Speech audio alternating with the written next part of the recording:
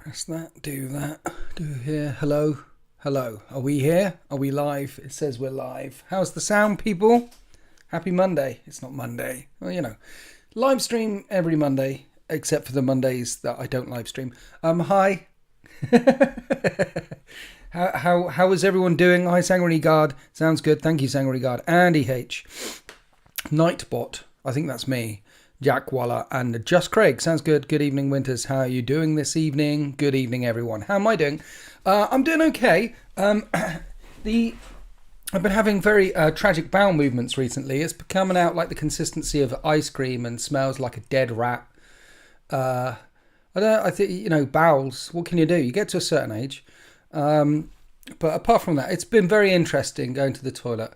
Maybe drinking too much coffee, but mugs up to everyone in the mugs up gang. Ooh. I think I put a bit too much sugar in there. I don't normally do the sugar in the thing after the keto. When I tried to stay away from sugar with the keto, and I thought I'd put a bit of extra sugar in there because I need it. Talking to you lot, trying to keep up,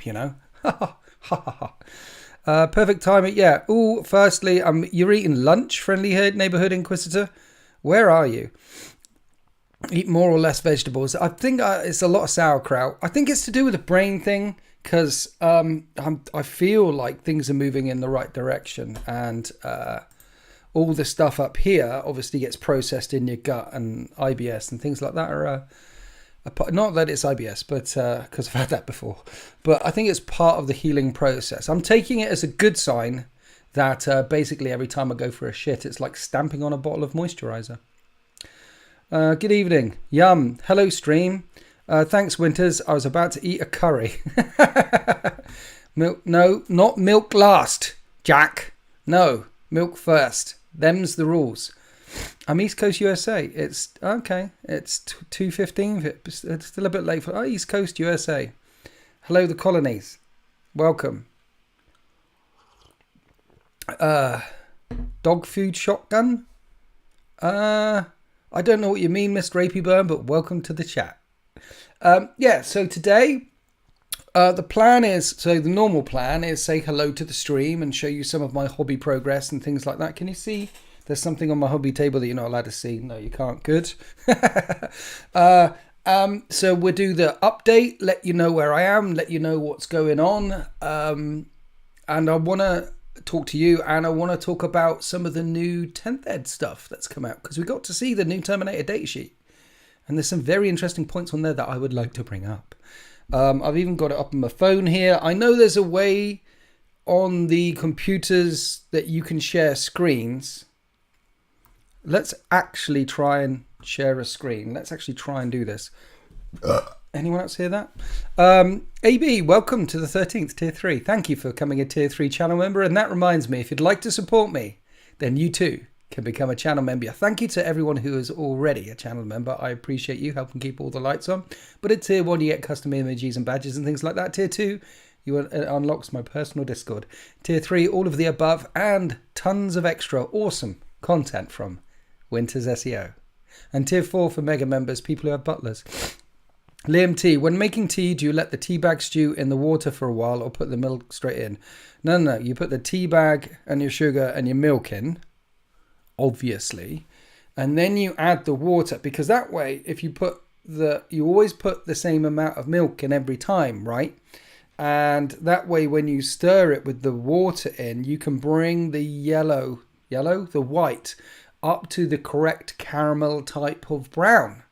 If you put water and then the milk in afterwards, then your water to milk ratio will be variable every single time. You won't know.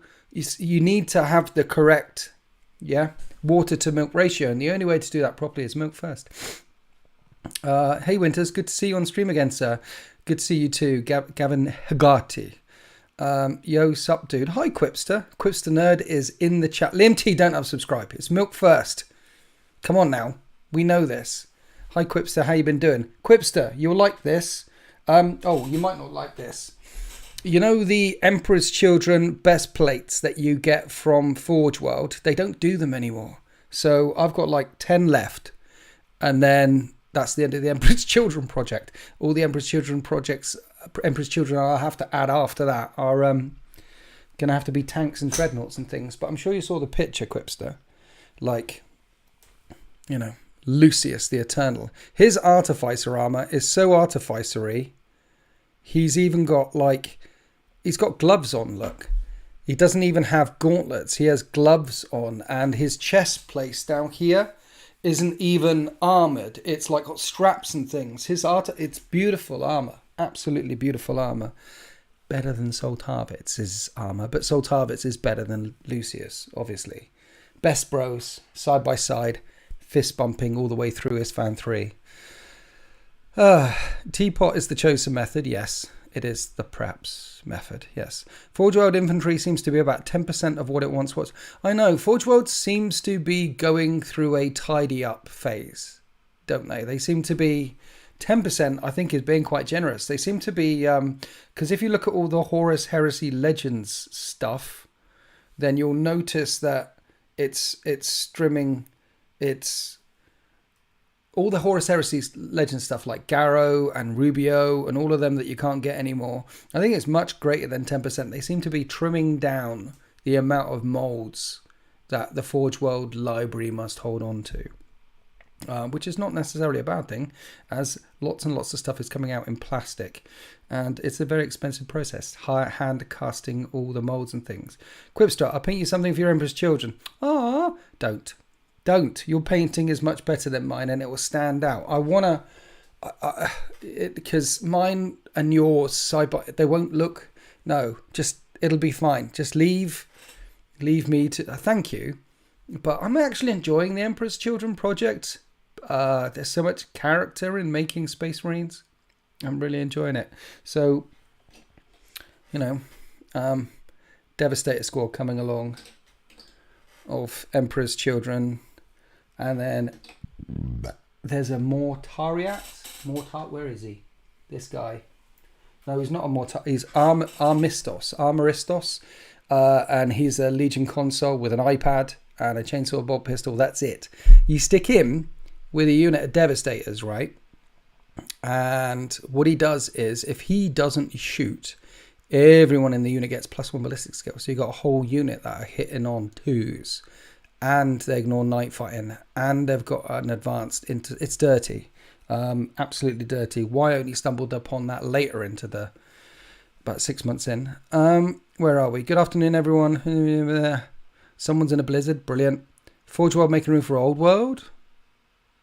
Maybe. I think Forge World. So originally Forge World wasn't big.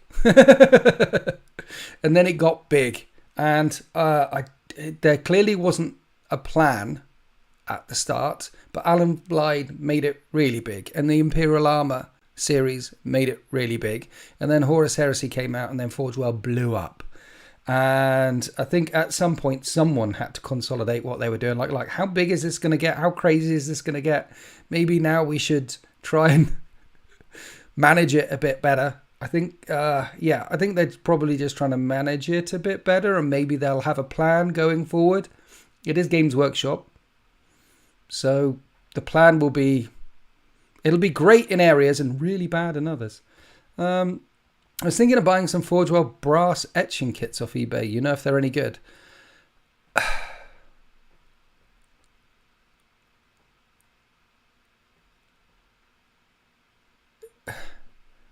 I've just been stun grenaded in my brain because I don't really know if they're any good, but I have had some experience in trying to do the brass etching things back in the day and remember giving up on them. They felt a bit too technical for me. I think they might be better for people who actually know how they're painting, how they're painting, what they're painting, and how to paint properly and things. It might be more of a pro thing. If you're a pro thing, Marius, go for it. But for me, you can see it just flashbang my brain right there. I'm enjoying my Emperor's Children too. I'll have to take you through all the lore I made. Quipster, if you've got a long weekend or maybe a whole week off at some point, because I know your lore. Like my lore is, this is Ispan 3. These are the survivors of it. And I've got a bit in the bank, but not much. But you will give them names and ranks and well, the Emperor's Children often like to specialize in other things, artistic things or esoteric things. One might be a philosopher, one might be a painter, one might be a sculptor, one might be someone who just worked, well, a lot of them actually worked religiously on their armor or their bolt gun or their items of war, or they had a very, very high number of artificer armor for the Legion. So yeah, they all had lots of hobbies is what I'm saying, and I bet you've got a hobby for all of them. Hope you feel a bit better soon. I'm okay. It's just, the bowels are a bit... they're a bit... Let's just say every time I go to the toilet, I have a nice surprise. Just seeing... Yeah, it's creative. I'm creative all the way through. I think another thing when you say, I hope you're feeling better as well, it's like... I was around Sultan's house on Sunday, and then he messaged me on the Monday, and he's got COVID. So shout out to Sultan Plays. Go and give him a sub to Sultan Plays. And the next day he said, I got COVID. And then I spoke to him today, and his throat yesterday was like inflamed and red and horrible, and he felt really awful, but he's getting better now. He's not going to die. And I didn't catch it. I tested myself a few times. I actually tested myself before I went round Sultan's to make sure that I didn't have COVID. I don't have COVID now. And I've hung out with so many people who've got COVID or Ebola or rabies or something, honestly, and I have never caught any of it ever. So when you say, hope you get better soon, I mean, my body it's a master-crafted piece of work. I'm not catching any of this stuff. It's just, I'm disgustingly resilient. I think it's a scientific marvel. I think I should donate my body to science when I die. They should cut me open and find out why I never, the Rona, I've never, it just bounces off me. I don't know why. It's, I guess some people are sanctified by the Emperor's grace. Some people say the right prayers and use the right oils and rub down the holy unguents properly. And so long as you give it a good rub, at least a couple times a week, you're good.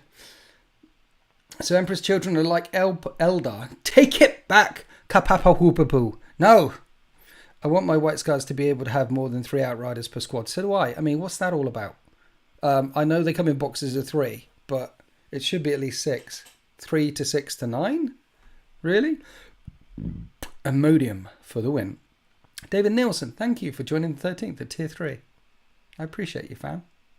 That unlocks my Discord and all the extra videos and things. And there'll be another Horus. I don't know if it's the Horus Heresy one coming out on Sunday. No, I do know because I've edited it. Horus Heresy Sunday, Emperor's Children versus Mechanicum. Because I added to my Mechanicum and added to the Emperor's Children. So Alex SEO ran the Emperor's Children. I ran the Mechanicum. And we wanted to see what the new... Anyway, that was a good one. Keep making them feel no pains. Exactly, Sanguinary Guard. I don't feel the pain. I am a bit sniffly. I've been a bit sniffly for about a week or so, for some reason. The weird thing is as well, because you get your holes get congested, and my ears, for some reason, have been more congested than my nose. I don't know why. For the love of the Emperor, Winters, touch some wood. You're jinxing yourself. There we go. Does that make Emperor's Children melt? No, let's stay away from the Eldar and Emperor's Children things. Killer Kriegsman. Hello, did you miss me, lol? What? Did you... Don't know what you're talking about. Are you talking to someone else? Alfredo Phillips, 3 squads of 9 Outriders would be lovely with a chaplain on a bike and a librarian with a jump pack would be killer. AB, how'd you get a link to the Discord? If you are a channel member, then the bots will tell you you'll get a thing from YouTube, and you click on the thing, and then the thing will take you to the thing, and then when you get in the Discord, you have to tell the Discord bots, like you link it to your YouTube, and then... is there any members in here, like how someone who knows what's going on. AB asks, how do I get a link to the Discord? Because I haven't subbed to myself. So I don't know how you get a link to the Discord. But I'm assuming it's all bots. And then when you get in, there's another bot that says, oh, you. And you go, yeah. And then you can, and then you link that and then everything's good. That's how that works. That's science. Apparently. That sounds cool. There's so much sugar in that. Look at perks in the membership action of the channel. Membership section of the channel. Look at perks in the membership section of the channel. Bridges, open perks in a new window. Hello, Viridian Shallows. Do you have a moment to talk about our Lord and Saviour, the Four-Armed Emperor? No, I don't have a moment to talk about our Lord and Saviour, the Four-Armed Emperor. The Emperor has clearly got 2 arms. You are deluded, sir. 2 arms, not 4.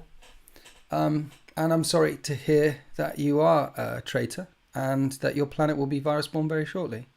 But thanks for playing. See perks, memberships. There we go. Well, at least no soliciting. Okay, perky behavior. Good. Right, so where was we? Talking about hobby and things? Yes, we were talking about hobby and things. So, showed you a couple of models already. I've also got something special to show you.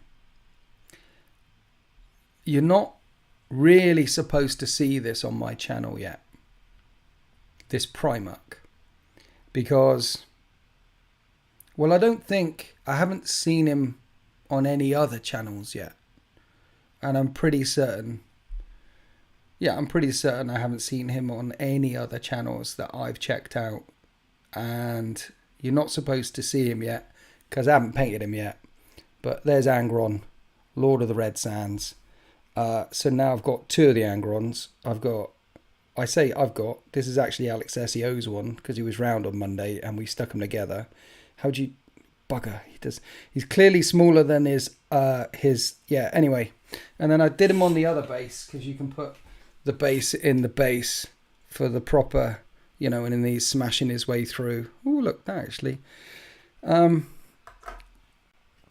He might be a little bit smaller than a certain other Primarch. They're all growing. Everyone's growing.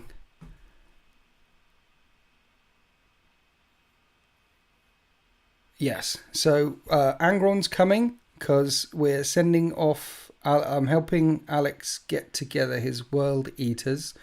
And they're going to be sent off to muchwar.co.uk. Alex is paying for them to get commission paid through them. Because Den of Imagination are doing my Sons of Horus and my Death Guard right now. They must have about 4,000 points of Death Guard. And another 1,000 or so points, or 1,500 points of Sons of Horus to add to the Sons of Horus. And of course I'll do reveal videos and showcase videos and all that sort of stuff. Can't wait to show them on the channel. Well, then Emperor's Children is my personal project. And then Alex is helping him get together his World Eaters list, and the World Eaters are going to be his, and then that's 4 of the 4 Legions from Isfahan 3. Very excited. How you gonna get Angron's victims painted? I'm always sad when they're not World Eaters. It's interesting because on here, on the base and things, and him running over, this was the first Primarch that they ever released. Way before Magnus and anyone else. This was actually the very first Primarch released by Games Workshop ever. And it's got him running through a field of World Eaters. Those are World Eaters there. He's killing other World Eaters. It was set at Isfahan 3. It's the last Warhammer Fest I ever went to. Just to get the OG Black Book when these things came out. It's a beautiful model. And he's very angry. And the weaker he gets in Horus Heresy, or the more wounds he takes in Horus Heresy, the more attacks he gets. He gets angrier and angrier and angrier. So that project, Go Mini Angron. That's the Go Mini Angron song. What do you think about the new Terminator datasheet? Yes, this is why we're here. More 10th Ed news. Let's go through all of that. I think it'd be really cool to see a Tervagon variant sport. Yeah, okay. So the new 10th Ed datasheet. I got it up on my phone. Terminators and stuff. So let's talk through the new Terminator Squad Leadership 6, we can start there because no one really knows how that works yet, and objective control of 1, so at least they can control some objectives over things that might have an objective control of 0. So still moving 5, still got 3 wounds, but they're toughness 5 with a 4-up invulnerable save. Toughness 5 with a 4-up invulnerable save. And having played with Death Guard and Blightlord Terminators quite a bit, there is a significant difference between toughness 5 and toughness 4 over the course of a battle, and a significant difference between a 5+ invulnerable save and a 4+ invulnerable save. Now, bear in mind that this Terminator Squad is the shooty version, and I'm sure that there will be a different data card for Terminator Assault Squad, because on here we have Chainfist, Power Fist, Power Weapon. There's no Thunder Hammers, there's no Lightning Claws, it's got all the guns, it's got all the stuff. So we can assume, based on this Terminator Squad, that the Terminators that we're seeing from Games Workshop are coming out in 2 different boxes. You can have the Assault Terminators and the Terminators, which is how they've always done it. Well, how they've always done it since the plastic ones came out in 3rd edition. So it seems to be... Buy a mug. It seems to be where they're continuing to go through it. What about heavy weapons exactly? You think Mini Marines will stat up to Primaris now that they're all Space Marines? I don't know. Terminators can hit on 2s without a strat. Let's go. Yeah, so let's talk through some of this. So toughness 5, 4-up invulnerable save is very significant. The difference between Blightlord Terminators and normal Terminators on the battlefield, even, I know Blightlord Terminators have -1 damage coming at them because they're disgustingly resilient, but if you shoot them with loads of assault cannons and damage 1 weapons, Blightlord Terminators, as they stand right now, getting hit by damage 1 weapons, are going to feel exactly the same as normal Terminators. It's going to feel significantly different. Significantly. That's the biggest thing.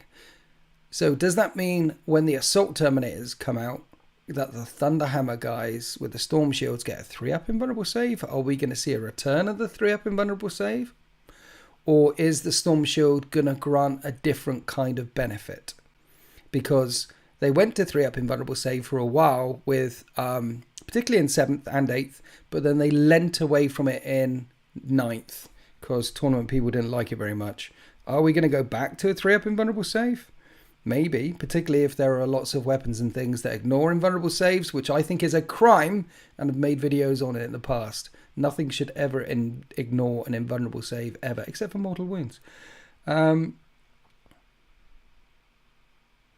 confused with the Discord. I'm linked and T3, but I've no permission to chat. So Liam T, once you're in and once you're linked, the bot refreshes every 10-20 minutes, and then the bot will say aha, because if you go in there and you press the thing and do the thing, the bot isn't constantly on. It's like a pulse thing. I don't know how this works. It's not instantaneous. Hang about for a bit, you will get the thing, and then you can go in. If not, there is a help thing that you can click on, and then you click, and that part of the Discord, the help thing, is there, and you can go in there and one of the mods can sort you out. So what if Storm Shields just gave you more toughness? Toughness 5 to toughness 6 with a Storm Shield? Invulnerable reroll instead of a 3++. Invulnerable reroll is really strong. A 3++ isn't as strong as a 4+ rerolling. That is crazy. No sergeant stat, just an extra power weapon attack. Toughness might scale a bit for different over there, but poor storm bolters, except for yeah. So toughness 5, 4-up invulnerable save. Don't know how storm shields are going to work. Very interesting to see what they do with the storm shields, right? The other big thing that I picked up from here is power fists are no longer unwieldy. So the power sword is strength 5 -2 1 damage. Currently it's strength 5 -3 1 damage, and it's gone down to -2 1 damage. But the power fist hits on 3s and is strength 8 -2 2 damage. It's basically the same, the power fist, except for the fact that it hits on 3s. Oh my Emperor. I like the fact that the power sword, or it says power weapon, is down to -2, because that shows that maybe the AP creep has stopped. Killer Kriegsman, because I got more work, here's a money hug. Thank you for your money hug. Thank you for the first donation of the day, Killer Kriegsman. I really appreciate you. Really appreciate. I hope they don't go too crazy and increase in durability. While not picking up half your army turn 1 is good, we need fights. Wet noodle fights aren't much better. Okay. My prediction, shields, is they make your opponent get -1 to hit you. Yes, that would be useful, except for the fact that the Terminators have a rule called Fury the First.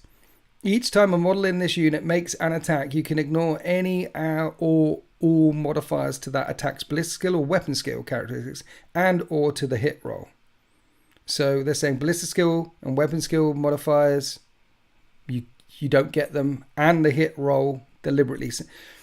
So if shields make you harder to hit and they're bringing in rules like that more, then a storm shield versus another Terminator would have no tangible benefits. But yeah.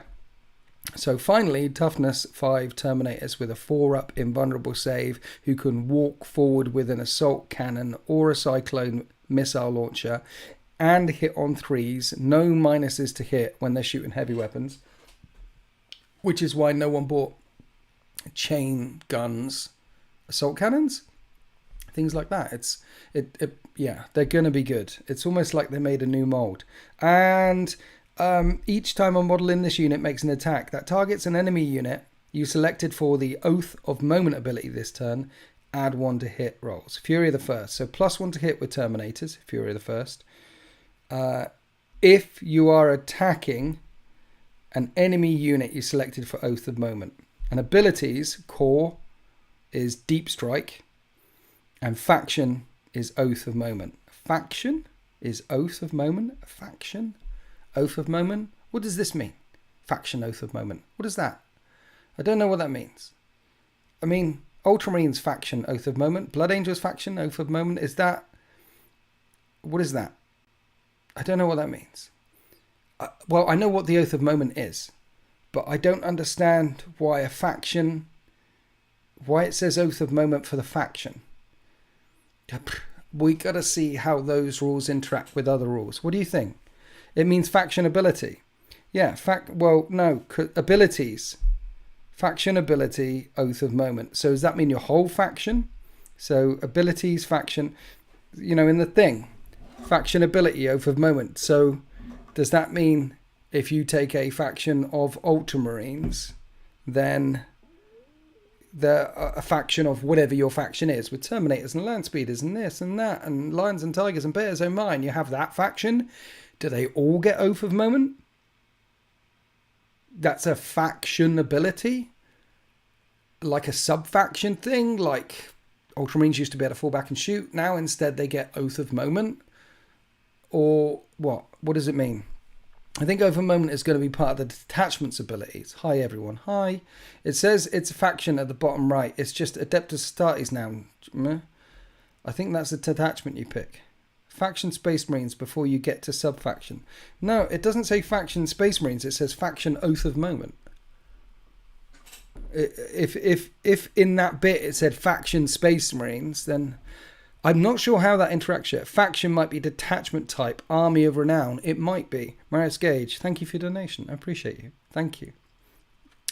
Maybe you'll choose an enemy faction at the start of the game to put your Oath of Moment into. Yeah, that's what it says. It says, in addition, each time a model in this unit makes an attack that targets an enemy unit you selected for the Oath of Moment ability this turn, add 1 to hit rolls. So, Fury the First. When they attack a unit that you selected for the Oath of Moment ability. Faction, Oath of Moment. So before a game or during deployment or you select something for an Oath of... So this is what happens when they give us half of the rules. Like, Fear of the First looks really good. They don't get... You never suffer minuses or modifiers to the ballistic skill, weapon skill. Perfect. And then they get +1 to hit each time they target an enemy unit selected for Oath of Moment. Okay. And then Oath of Moment is a faction. I don't know what all that means, and I'm excited to find out what that means. My brain, there's so many different things that it could be. It doesn't help to speculate, I think. They did say that they would explain faction abilities this week. Thankfully, I know it's Wednesday. Why have they not... Now. Tell me now. I want to know now. Why are we waiting? It's a Wednesday. I want to know now. Oath goes into a specific unit or unit type. It's exactly. We don't know. Yeah. It's an ability for your faction since the right-hand side is full of unit abilities. Yes, of course. Yes, it's definitely an ability for your faction. And you definitely select enemy units for an Oath of a Moment ability. But faction, what is the Assault Cannon's new special rule? The Assault Cannon's new special rule is it's still 6 attacks. So the Assault Cannon used to be 6 shots, strength 6, AP dash, or AP -1, 1 damage. Now it's 6 shots, AP 0. So the AP's gone down to 0, 1 damage.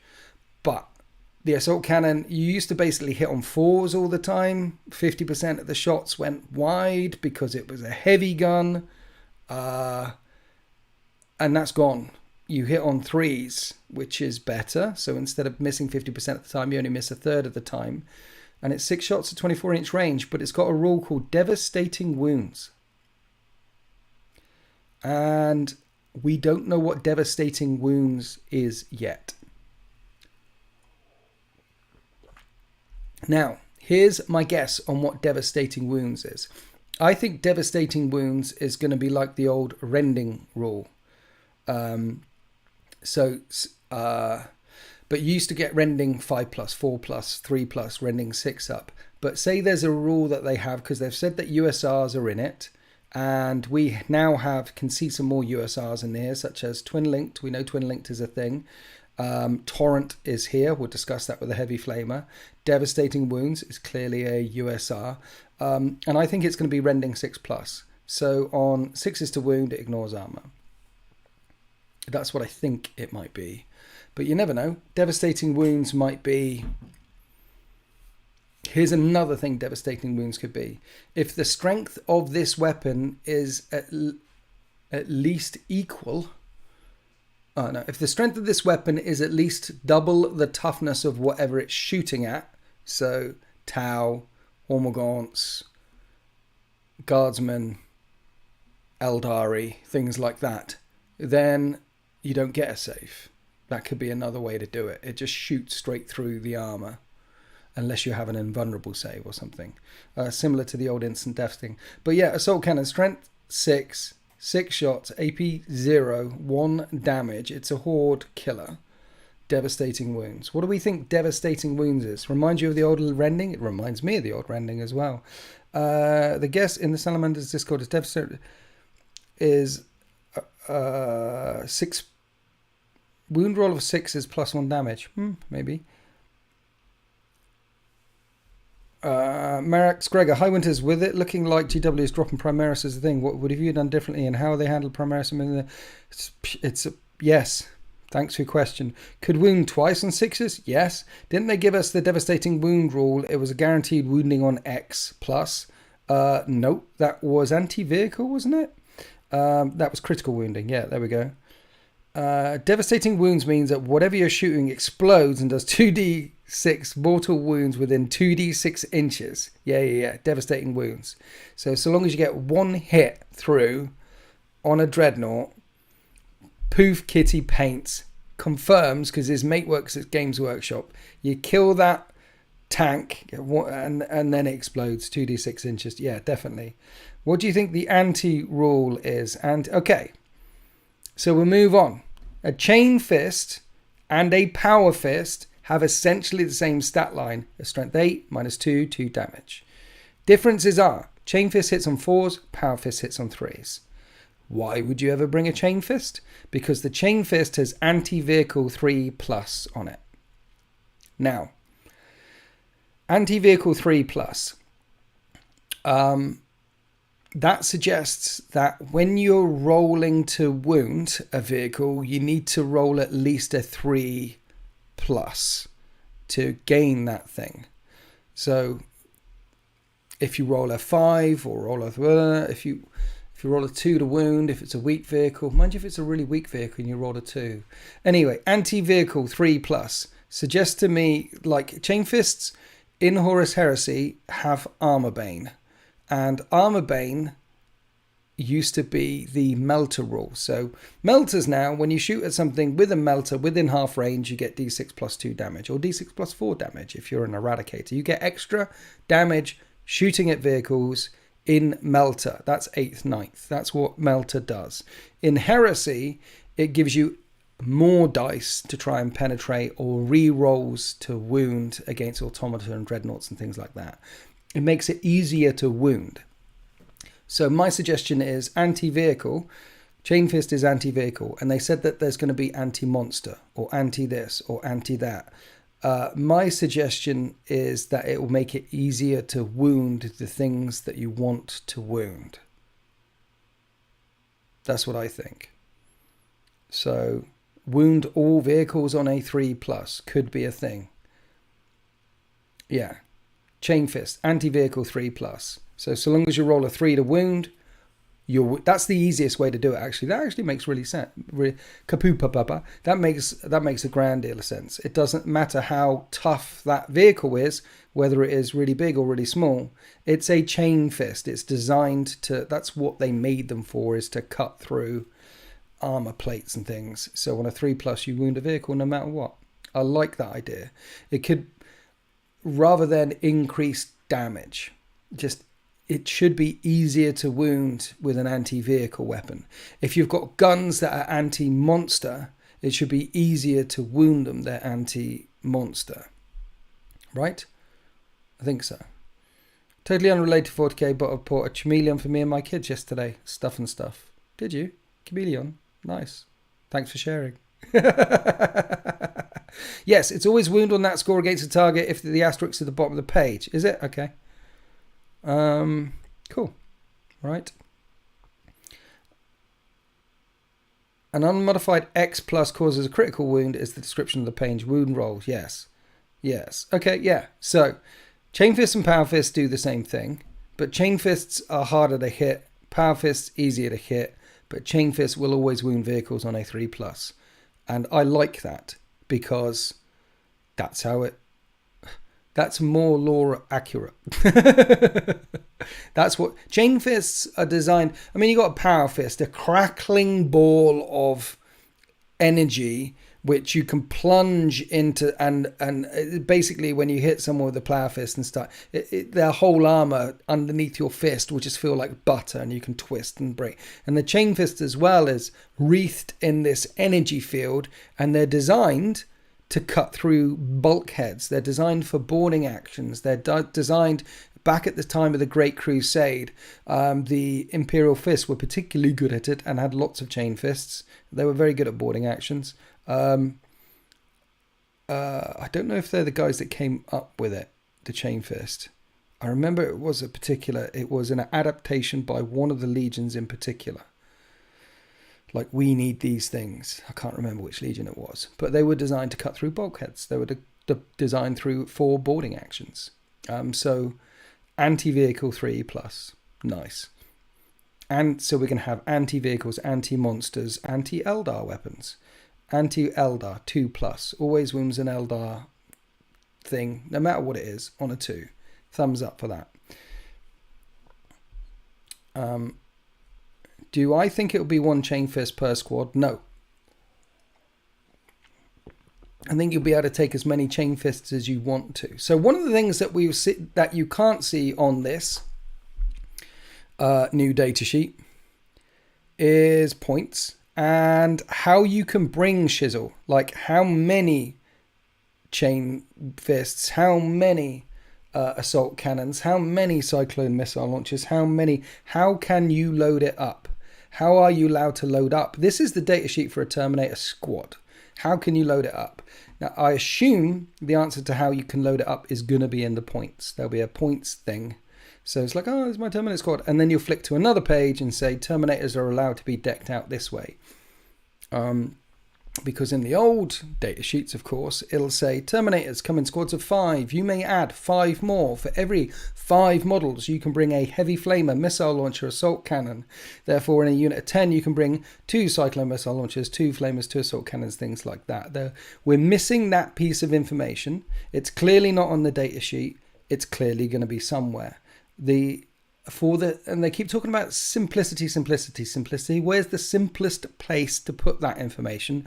Or wherever the points are. So you flip to the points bit and say, right, this is how you can load up a Terminator squad.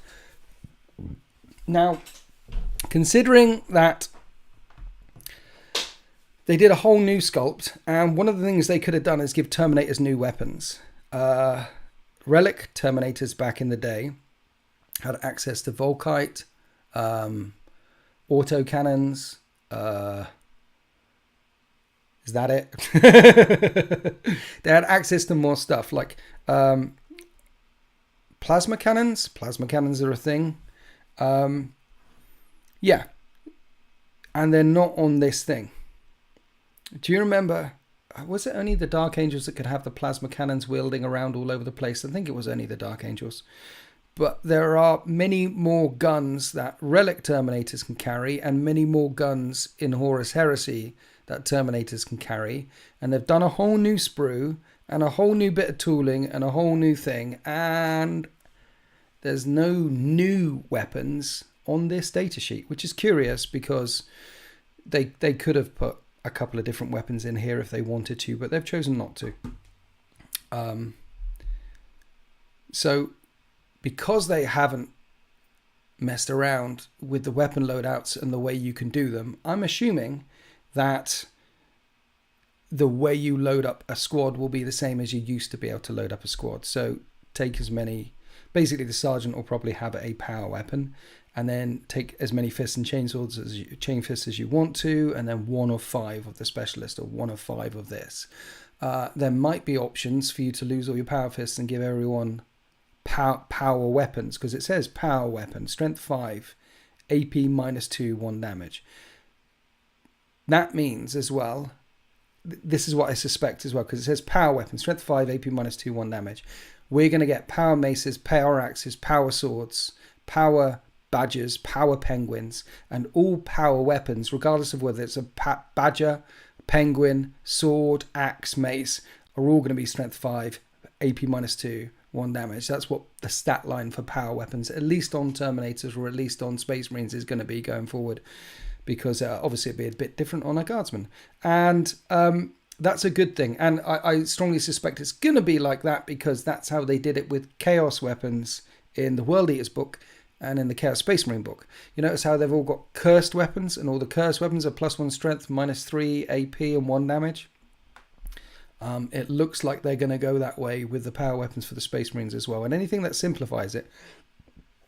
I mean, honestly, in the grim darkness of the far future, if you're getting hit by a power sword, power axe, power mace, power staff, power whatever, I imagine wielded by a 7.5 foot tall Space Marine dressed in a JCB with a very bad attitude, I imagine no matter what he's hitting you with, it'll feel the same. So strength 5, AP -2, 1 damage. I love the fact it's AP -2, not AP -3. I've finished my coffee. This is the Way the World Ends mugs, available in the Winters SEO store at the top of the thing. Powerpuff Terminator. Should the Custodians go up in toughness? Yes, and I think they should be toughness 6. I'd look forward to seeing it. No Deathwing or Wolfguard mentions in there. No, not yet.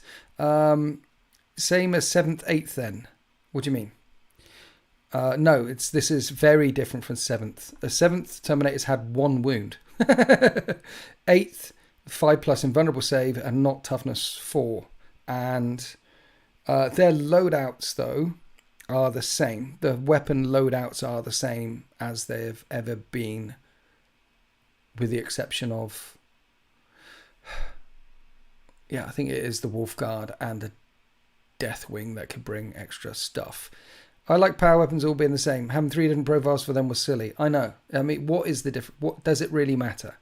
If you want that layer of complexity, if you want to really make a difference because you're hitting something with a charnable weapon or a power axe or a power sword or a paragon blade or a lightning blade or something like that, then Horus Heresy is there for you. For people who really want every weapon profile to mean something different every single time, then Heresy is there for you.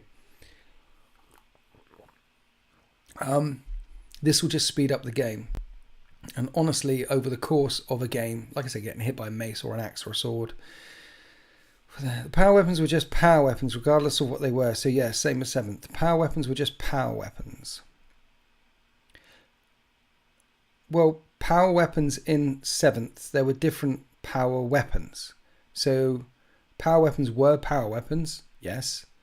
But the stats for a Chainfist were different to a power fist, were different to a power sword, were different to a power axe, were different to a force axe, were different to a stave, were different to... There was lots. I mean, I can break open the Horus Heresy book here and show you all the different power weapons, but they're basically lifted from 7th Ed. But they were power weapons. Matters for flavour, like how chain axes are world eaters. Yeah, it matters for flavour, it matters for... Visually, it matters. But do you really want to bother? This is another thing. How many times have you guys snapped off weapons from old sprues and put new weapons on the old sprues because something changed a little bit? If all the power weapons stay the same going forward, I'm down for that. Frost weapons had their own profiles too. They certainly did, Monkey. Welcome to the chat, Monkey. Frost weapons were basically the same as power weapons, but they tended to have an extra strength, or they tended to have some kind of an instant death thing. Back in 7th, it was like instant death, which is really rare in Horus Heresy now, which is good. I don't want 10 different power weapons, but I do want 3. 3 is okay. Well, in the Terminator squad, there's 3. Chainfist, power weapon.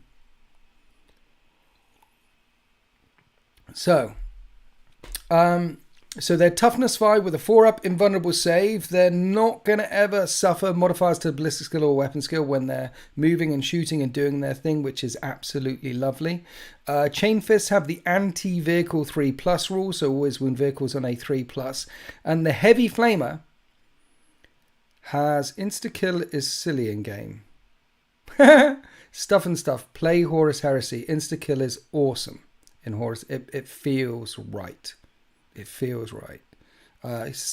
In the current instant death in 40k, in its current iteration of 40k, it would feel silly, and it is silly, and it definitely doesn't fit in with the current mechanics, the 8th, 9th, 10th mechanics of Warhammer 40k.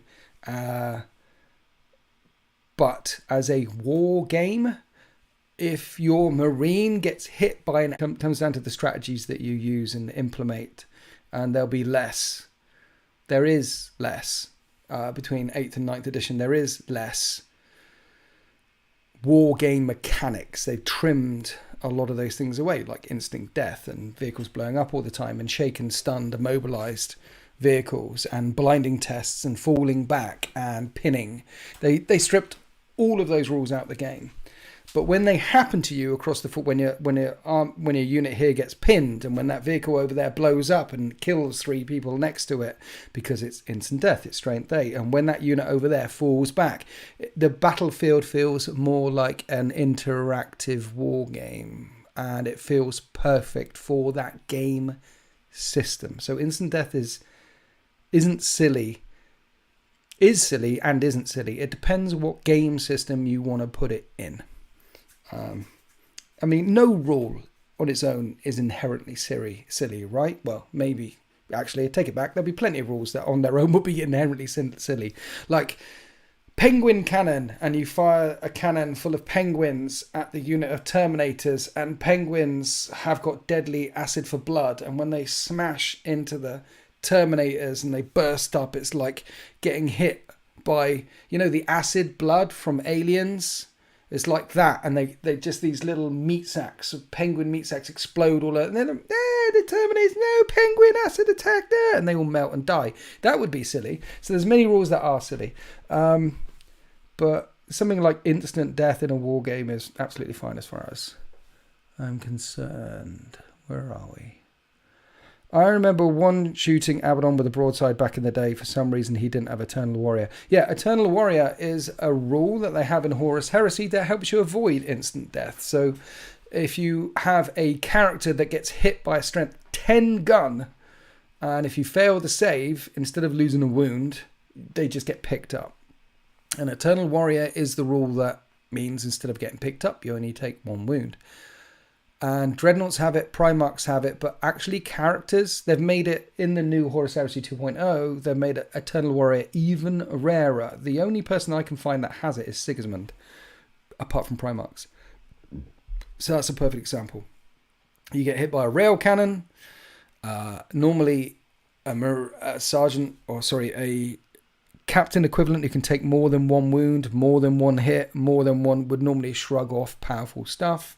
But if the strength of the weapon is at least double the toughness of the thing that it's hitting, it just wipes them out straight away if you fail to save. And Abaddon didn't have Eternal Warrior. There were loads. I think Drago had Eternal Warrior.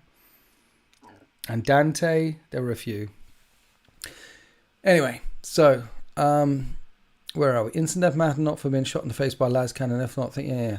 It mattered more having instant death when all our weapons only dealt 1 wound. Exactly, yeah. Loads of weapons back then did a wound. In 40k, weapons do lots of wounds. Anyway, back to the Terminator data sheet. Toughness 5, we mentioned this. 4 up invulnerable save, awesome. Never lose weapon skill, ballistic skill, things like that. So they're moving, things like that. And they're always hitting on 3s. And Fury of the First, they're hitting on 2s, so long as they are targeting the unit selected for Oath of Moment this turn, suggesting that you can select different units for Oath of Moment each turn. And the Oath of Moment is a faction ability. So you'll have a faction and then an ability and then different one. Yeah. Okay. They also have Teleport Homer. At the start of the battle, you can set up 1 Teleport Homer token for this unit anywhere on the battlefield that is not in your opponent's deployment zone. And at this point, I nearly threw my phone out the window. Let me read that again. Teleport Homer. You can set it up anywhere that's not in your opponent's deployment zone. Where do you want to teleport? You want to teleport into your opponent's deployment zone. Why can't I shoot my Homer, boom, Marge Simpson him right into the opponent, like in the video, like, there's my Homer. Why can't I set it up in the enemy's deployment zone? That's where the Terminators want to be, deep striking into the enemy deployment zone. Maybe the Teleport Homer is like, maybe they can deep strike anyway. Have they got deep strike? Infantry, Imperium, Terminator, Terminator Squad. So their keywords are Infantry, Imperium, Terminator, and Terminator Squad. And then their abilities are, ability, core, deep strike. Okay, so they have the deep strike ability. So I take it all back, ran over. Abilities, core, deep strike. So deep strike will be another USR, Universal Special Rule, and they'll be able to deep strike into the opponent's deployment zone. And then the Teleport Homer you stick up somewhere on the battlefield. At the start of the battle, stick it anywhere, and then you can boom back to the Teleport Homer, so long as you're more than 9 inches away, and it costs 0 CP, which confirms that stratagems and command points will still be here for 10th edition. The Bobbins has received a mug, and it is good. Thank you, the Bobbins. Thank you for buying a Winter's SEO custom mug. Very good for drinking out of, and also for keeping brushes in and paint water. But don't drink out of it if you're keeping brushes in it and or paint water. The Homer is for retreating, redeploying. Yes, David Edwards. Yes. I got there in the end. The deep strike is for getting in there. The Teleport Homer is for redeploying back outside of your thingy bob. And it's 0 CP. So, rapid ingress stratagem for 0 CP. Yeah. Which is quite nice, because currently using the teleport homer, what happens is you take them off the battle grid and then they don't come back in until your next turn. So in the movement phase, you lose them for a whole turn, Terminators, right now. And that's painful. And that's why you haven't seen me do it very often, because I have got teleport homers, but I want to go from here to here. I don't want to go from here to the battle barge, chill up there, have a lovely cup of tea, waste all my turn with them. They're not shooting, they're not punching, they're not doing anything. They're just having tea and biscuits, and then next turn, boom, then they're back in. No. If I've got my, I want to, no tea and biscuits, no battle barge. No, it's a battle going on. You deep struck in, you're doing murder, you're slaughtering Xenos, you're doing all the good things, and then boom, over to the Homer over there, and go and see Homer, Marge Simpson it up. You know what I mean? Rapid Ingress is a whole thing. Very interesting topic in itself. 1 CP, arrive from reserves at the end of your opponent's movement phase. Yeah, 0 CP for Teleport Homer in the Terminator datasheet, but it costs 1 CP to Rapid Ingress is the strat that they... But yeah, in your opponent's movement phase, you drop them in. Interesting that, isn't it?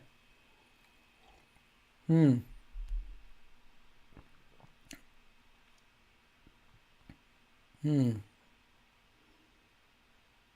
be very interesting to see how Rapid Ingress works, what it looks like, how you can counter it, where are the best places to deep strike. There's a whole mechanic, there's a whole way of doing things that starts bubbling in my brain there, which makes this game... See, that's the layer of strategy. That's the layer of tactical stuff. That's the layer of... That's where those people who are tactical geniuses, who've won trophies and things, they're the people who learn how to use these abilities and that's where the, that's where the proper generals rise up. Rise up. Rise up again, I rise up. I ran at the wind, I rise up. Imagine putting a gladiator behind your opponent and then getting sightlines with it in your turn. Very powerful set, especially against aggressive armies. Good news, you can see how it works on the same Terminator page. Anyone who's core in reserves can use that strat. Rapid Ingress lets you set up easy counter charges against units threatening to charge. Speaking of trophies, where is it? I don't know what you're talking about. What trophy? I've never heard of any trophy. It would be, you wouldn't want a trophy, you say. I heard you might have one. Nah. I swam down, I got my brick. So I made a life raft out of my gym jams. I did all that. Didn't really get a trophy though. Got a pin. I don't think there is a trophy. You would have mentioned it. It's a humble. You got to be humble. Someone moves a unit towards your scouts on an objective and suddenly, boom, Terminators in your opponent's movement phase. Yeah, it's fruity, isn't it? It's fruity. Come and get these. Now, the other thing I wanted to mention, Heavy Flamer ignores cover. So it's still D6 attack, strength 5, -1, 1 damage. So the stat line stays the same. D6, strength 5, -1, 1 damage. It's got range 12, ignores cover, Torrent. Now, ignores cover is good. Torrent. For those that don't know, 1 minute.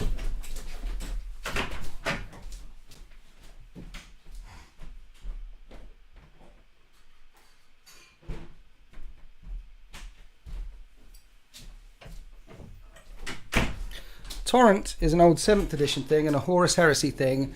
And here's a Winter's SEO prediction. These are coming back. Because what Torrent is in Heresy is... Now, 2 things it could be. It could be just 12-inch range, hits D6, people, strength 5, -1, 1 damage. But why does it have the Torrent ball? What does Torrent mean? Torrent 12 inches in Horus Heresy means you measure this 12 inches away, up to 12 inches from the model. So here's your model, and then you can put the thin end anywhere within 12 inches of the model, so long as the thin end is closer to the model than the fat end. So you can't put it that way around. You can put it like side on, side up, but so long as the fat end isn't closer to your model than the thin end. Do you get me? And then you put that down, and then you can put it on as many models as you want to. That is the Torrent rule in Heresy right now, and that was the Torrent rule in 7th edition. Flamers being shot a distance away, and they've put Torrent in there. Now, it might not be that, but don't you think Games Workshop want to sell all of these again? They make money selling these. Surely they... And the people who didn't like templates and torrents and things are all the tournament people. And maybe in the tournament pack, they can put a rule saying any instead of using in tournament edition 40k, we use this rule for templates instead. And then that covers it. That means the tournament people get their cake and have a clear rule over how many of these actually lie on, because that's what they want. Because they would say that the counter argument is putting this down instead of saying, hey, it hits D6, or hey, it hits this number, or hey, it actually hits this fixed number, putting this down instead. The argument for not using these is sometimes it would cause arguments because someone said, hey, it's on 4, and another person would say, no, it's actually on 12, and it would cause arguments. Having heard that argument that it causes arguments, I can never recall anyone arguing about it ever. In any of the comments ever. But you can have both. You can have templates or not. But if that isn't going to be the Torrent, what will Torrent be? No way templates come back. It's just auto hit. Templates when? You can use them as fly swatters. If it's templates, then maybe each unit hit by the template suffers D6 hits. Torrent could hit multiple units it passes over, as the weapon has D6 attacks. See, no, Torrent 12 inches D6 means... Oh yeah, it still has D6 attacks. Bugger. So maybe it isn't templates.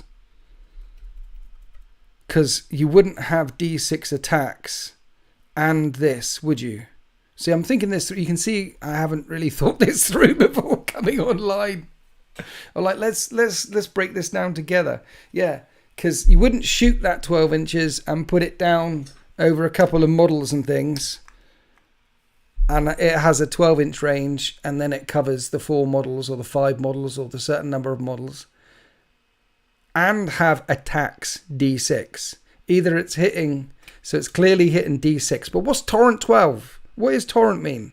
Torrent is in kill team and no templates. It's nice to have a candid discussion. Thinking live, yes. It's painful though. Thinking live is the best kind of thinking, but painful. Don't forget the slow play as people painstakingly move their units while maintaining maxi. Oh yeah, that's another thing that templates did though. It made the movement phase slower, because you'd be very careful how far things were apart. You'd stretch them out to, you'd get your tape measure and make sure everything's 2 inches apart, or if it had skirmish, 3 inches apart. And you'd make these weird spready shapes across the battlefield because you didn't want to get pancaked. So D6 attacks. So no templates. We've figured it out, no templates. But what does Torrent mean? We've got ignores cover and we've got Torrent. I don't know. Torrent is going to mean something. Heavy flamer Torrent. And that's what it means in Heresy, and what's what it means now. It just means auto hitting. Does it? Torrent just means auto hitting. Well, why do they need a rule that says Torrent when it has got a ballistic skill of NA? And maybe Torrent does mean auto hitting. It's like people, need it spoon fed to them. Ballistic skill is NA because it's Torrent. Because the ballistic skill is NA. Yeah. Okay. Torrent ignores... I'm down with that. Ballistic skill is Torrent. It auto hits. It ignores cover. And it's 12 inches. And it hits D6 times. Not that. It's definitely not that. Yeah. Okay. Damn it. For a moment there. Well, actually, for the last couple of days since I read this, I thought, yay, Torrent's back. That'd be really cool. Templates. And now I figured it out with you guys that I'm an idiot. So, devastating wounds. Torrent, we figured out. Rapid fire is the same. Chainfist anti-vehicle is the same.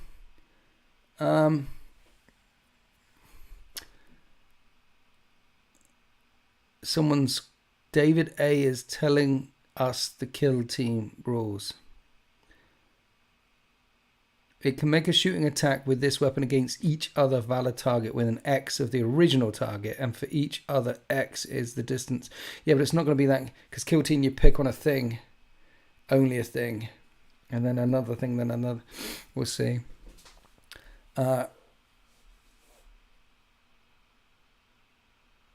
Remember that psychic tests will be listed under weapons, and they will either, so Torrent is the rule that allows auto hitting.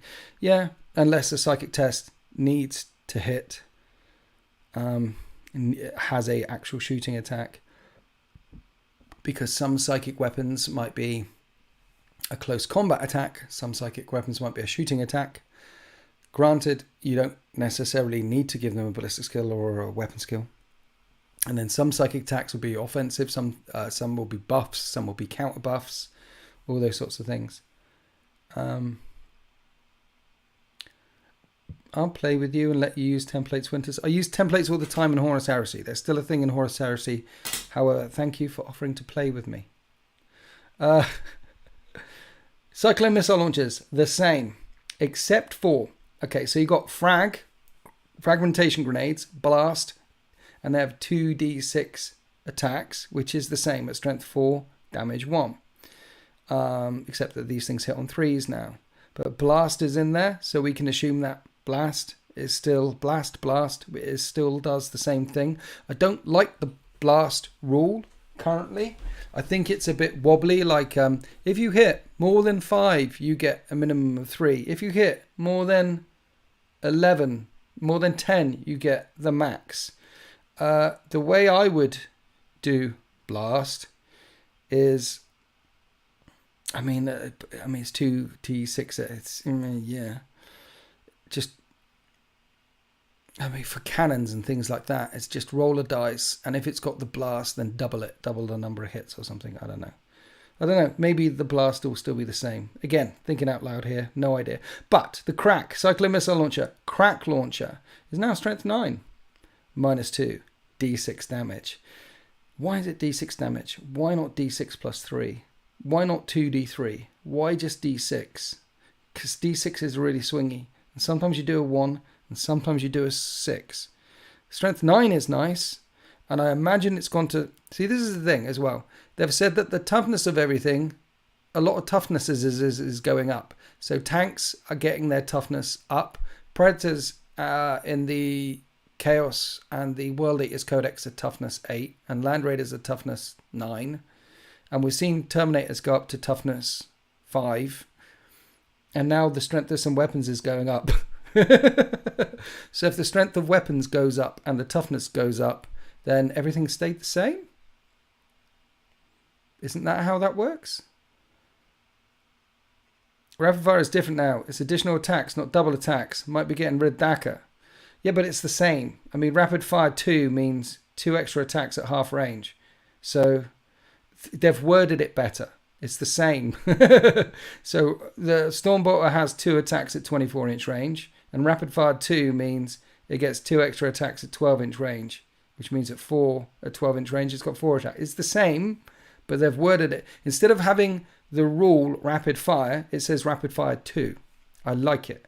And then that opens it up to Rapid Fire 1, Rapid Fire 2, Rapid Fire 3, Rapid Fire 4, right? Instead of just Rapid Fire. So the rapid fire rule is add this number of attacks within 12-inch range. The Stormbolter does the same thing, but the rule is cleaner. Yes? Crack missile getting a buff in 10th might foreshadow what we can expect from dedicated anti-armor weapons. See, that's the thing. I don't think much anti-armor weapons need to go up very much, because the problem with their 40k wasn't the strength of the weapon. There was a lot of wiping out armies very, very quickly. But having some of them go up, at least the AP hasn't gone up. So it's still AP -2. A power fist is AP -2. A power sword is AP -2. And power fists and power swords used to be AP -3. And a chain fist used to be AP -4, remember? And now a chain fist is AP -2. So part of the problem with the game was one of the main problems with the core rule set for 9th edition was AP creep. AP creep went off the chain. So much off the chain, Armor of Contempt came in for a bit before it went away again. So reining in the AP is a good thing, which allows them to play a bit more with the strength than the toughness. And that looks like what they're doing. So some weapons going up with a bit more strength, like a crack launcher. Some toughness going up a bit more, like the Terminators.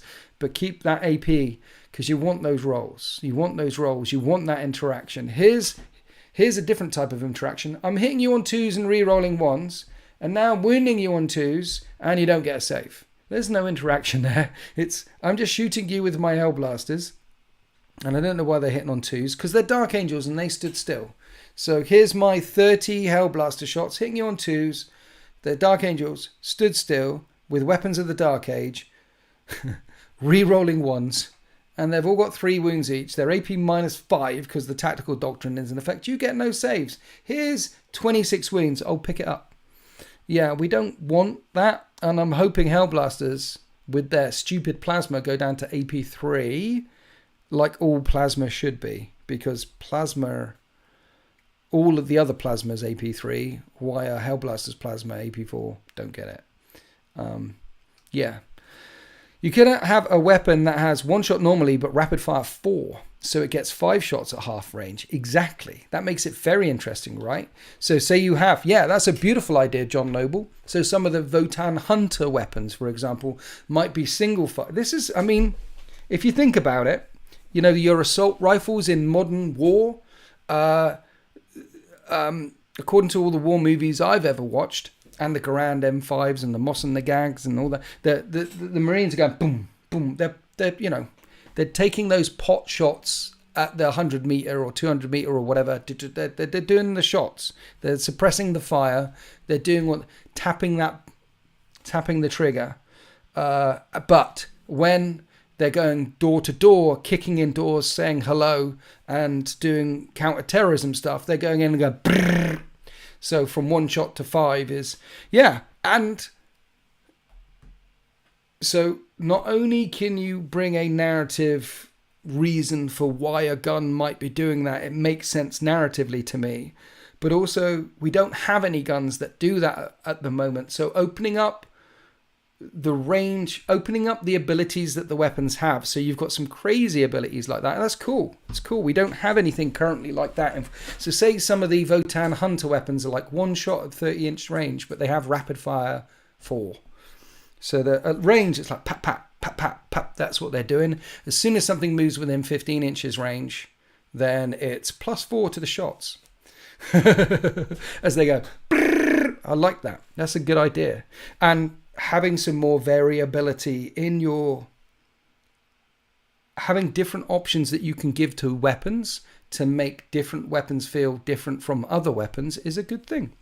A rapid fire shuriken weapon should fire a lot more shots than a Space Marine bolter. So Space Marine bolter is 1 shot at 24, 2 shots at 12. But shuriken weapons are like...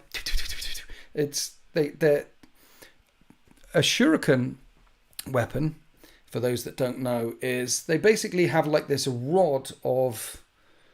The magazine is like a whole solid rod of metal or depleted uranium or whatever it might be. It's a solid rod, boom, which goes up into the clip, right? And the weapon slices off a monomolecular layer and shoots it through this magnetic accelerator. So you have these super thin, super fast shurikens of metal coming at you really, really, really quickly. And the idea is that they can pierce through any neck seal or any, because it's super fast and it's, yeah. So you got a bit like a cheese grater. shuriken weapons, Eldar weapons, are the cheese graters of the 41st millennium, and it shoots out these. So their version of rapid, they put a finger on. You put a finger on a trigger for a shuriken weapon, and you're pumping out 5,000 shots in 4 seconds, and then that's the mag gone, gone, and there's a lot of shots. There's a nice bit actually. I think it's in Unremembered Empire. There's the assassin, and he's got the 2 shuriken weapons, and he's feathering the triggers and feathering the triggers and feathering the triggers. He talks about how he's got to be very careful with his trigger discipline because it keeps his finger a bit too long. Then he empties the magazine really quickly, and the whole corridor fills with this absolute blizzard of monomolecular shuriken. It will cut a space if any bit hits a neck seal or a glove. Yeah.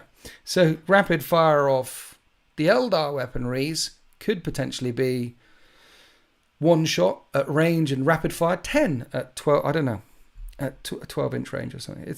I like that variability in there. At the moment, rapid fire is just rapid fire, having some variability in there.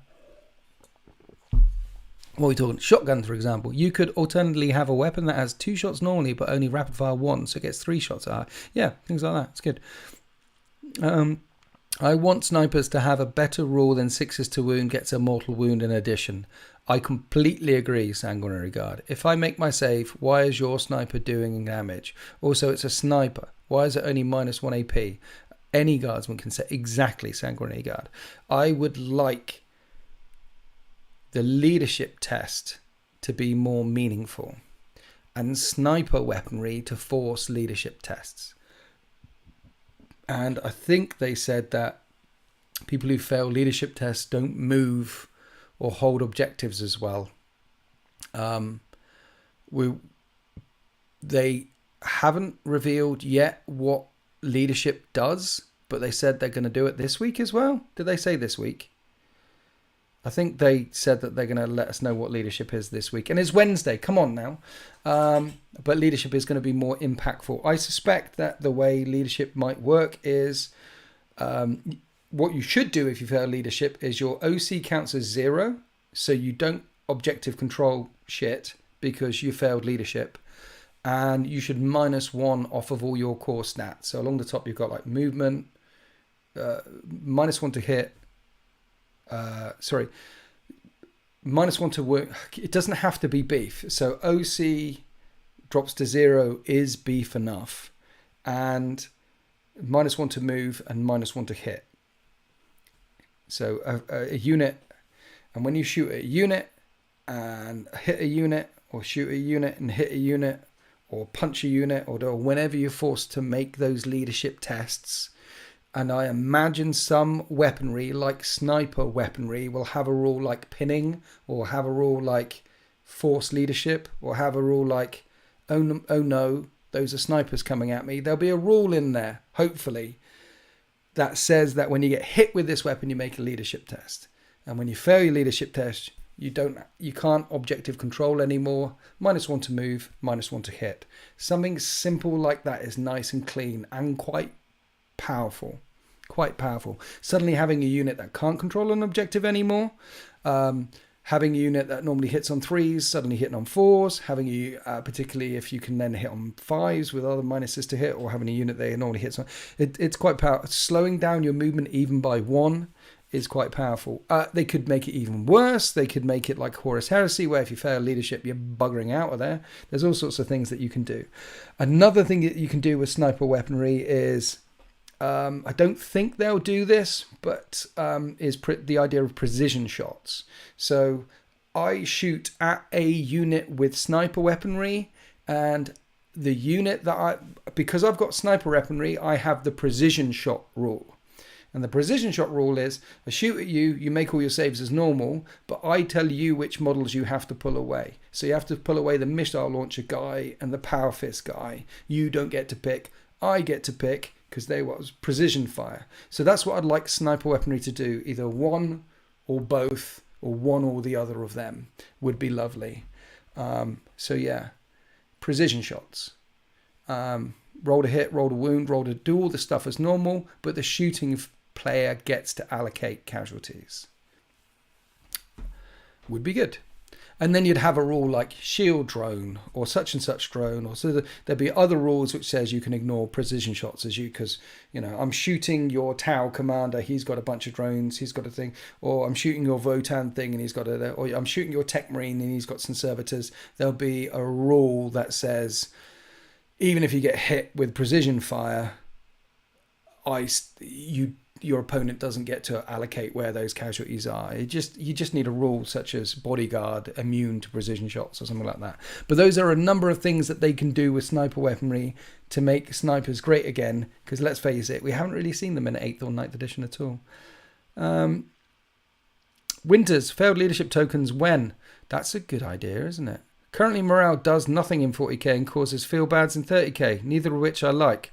I love the morale in 30k. I love the fact that it sucks so bad. I love, I mean, it sucks falling back. It sucks being in Horus Heresy. It sucks falling back. And also when you're falling back, you can't control any objectives or you lose line. It sucks getting sweeping advanced. It sucks getting pinned. But I love that in Heresy. I love that things happen to you that you don't want to happen. But it also happens to your opponent as well. I mean, that's war. I really need this unit to hold, and they've taken more than 25% casualties, and then I do a leadership test, and they bugger off out of there. It's like, I needed them to stay. And I wouldn't say in Heresy it feels bad. I would say in Heresy it's narrative AF. And if you don't like those sorts of things, then you should definitely not play Heresy. Because Heresy is full of it. It happens all the time to you and to your opponent. Or snipers ignore saves. That'd be a bit too strong. Too strong, I think.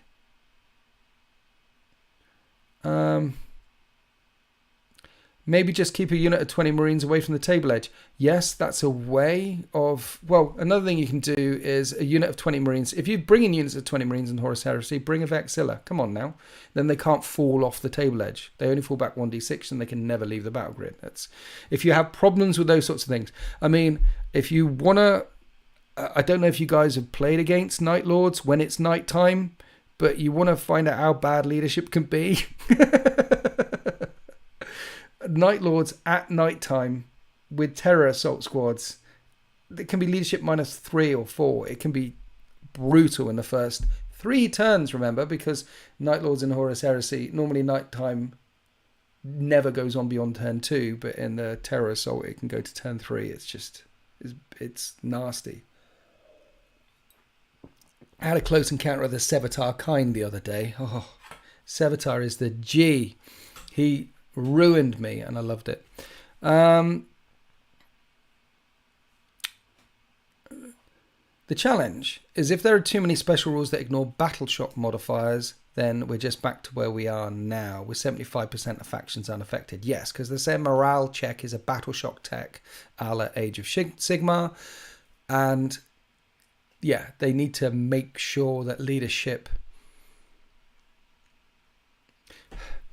in Heresy in 7th edition, leadership was powerful. They negated it more and more and more over time by making units either fearless. So fearless means you just ignore that rule. Anything to do with leadership, you ignore. And fearless became a bit too common. And also stubborn. And stubborn means you ignore any modifiers to leadership. And by the end of 7th edition, at least half of things either were fearless or stubborn or had and they shall know no fear, which was re-roll. They had mechanics that allowed you to negate the shittiness of leadership. Fearless, stubborn, know no fear, things like that. Yeah. So there were some armies that were really affected by leadership because they didn't have some of these things. Like Tau. I know they're bonding knives. But yeah, Tyranid's utterly fearless. Lots of chaos stuff was fearless. Like that's when Berserkers used to be fearless. Nose Marines fearless. Any elite stuff, Blade Marines fearless. There was loads of fearless all over the place. Loads of stubborn all over the place. Basically all of Admech was stubborn. All the Space Marines had and they shall know no fear. Guard had loads of things like regiment banners and things like that where they could ignore the ability. Failing morale was powerful. So they brought in lots of rules that allowed you to negate failing morale. And then it was a bit of a musterfuck by the end of it. So, yes, that's a good call to arms there. Making sure that leadership isn't as nasty as it used to be, but also at the same time making sure that there aren't too many rules that negate that leadership stuff. I want things to fail leadership. I want leadership to feel like it's an actual rule again, to feel like it's as important as ballistic skill, toughness, strength. Failing leadership in a battle, in the middle of a battle, should suck. It shouldn't make you lose the game automatically, but it should suck, and you should have to start counter deploying and doing things to stop it. Where are we? Could you raid the channel Blood Angels Commander? He is live battling Plastic Crack. No, I have no idea how to raid it. I believe I'm supposed to tell people to go and see Blood Angels Commander. Go and see him. Leave my channel immediately. Go and see Blood Angels Commander. Is that how you raid?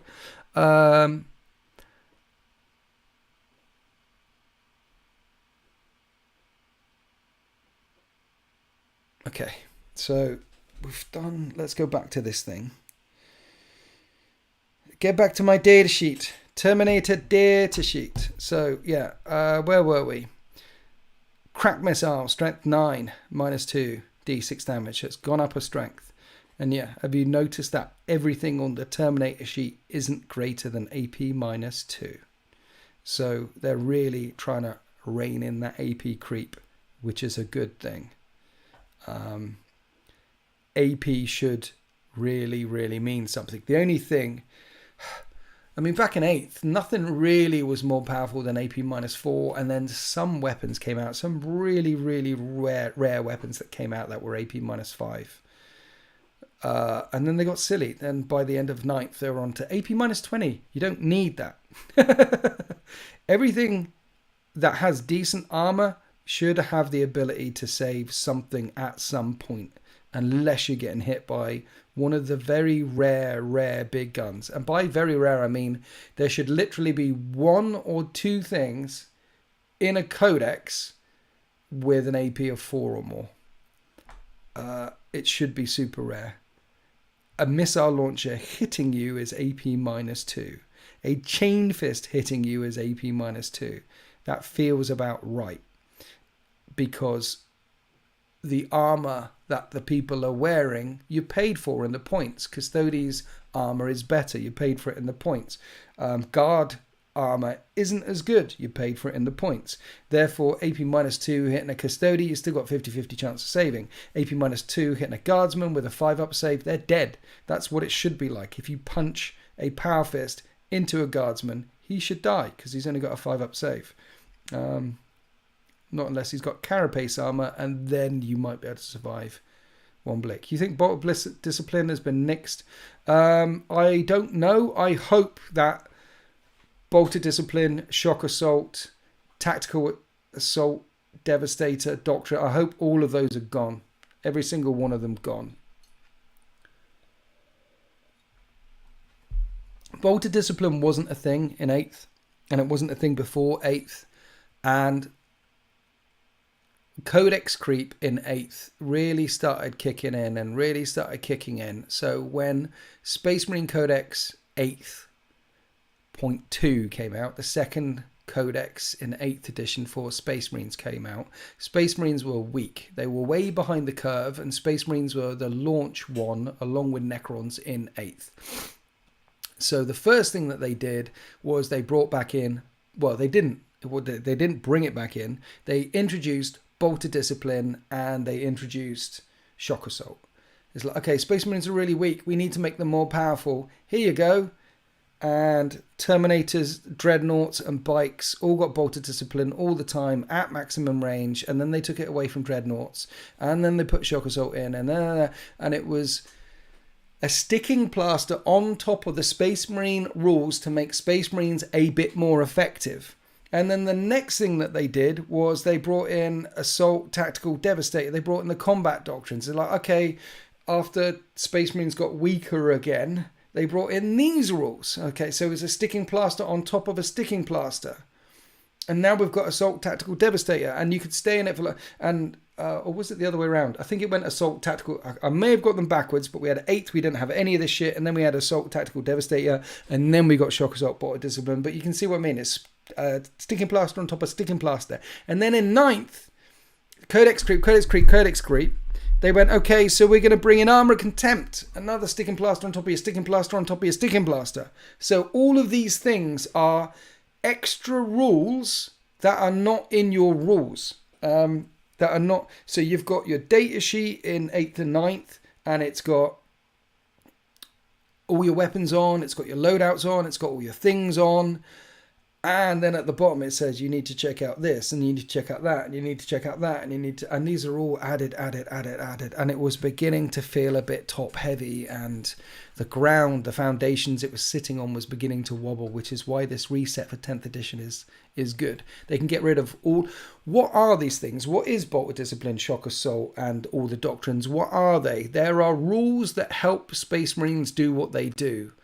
Well, if there is a reset, you don't need rules and rules and rules to help Space Marines do what they do. What you need to do is just make sure Space Marines do what they do. And how are they going to do that? Well, here's a better way of doing Shock Assault. Make Terminator's toughness 5 with a 4-up and vulnerable save. Boom, done. It's in the stat line. Here's another way of making Space Marines better at what they do. Instead of having minuses to hit, weapon skill, ballistic skill, depending on what you're shooting and punching with, have them all hit at the full thing. Boom, done. So they're tying it into the data sheets, just as like they did with the Chaos Space Marine Codex and the World Eaters Codex. Have you noticed how many little rules, and the Chaos Demons Codex is a good example of this. Instead of saying like, this unit moves twice as far because it's, this unit is Slaanesh, therefore it moves an extra this. This unit is Khorne, therefore it has extra attacks. This unit is Nurgle, therefore... They didn't have loads of extra rules in the Chaos Demon Codex. They baked what they did straight into the stat line. So the Slaanesh stuff, instead of having rules that said it's really quick, their movement values were just really quick.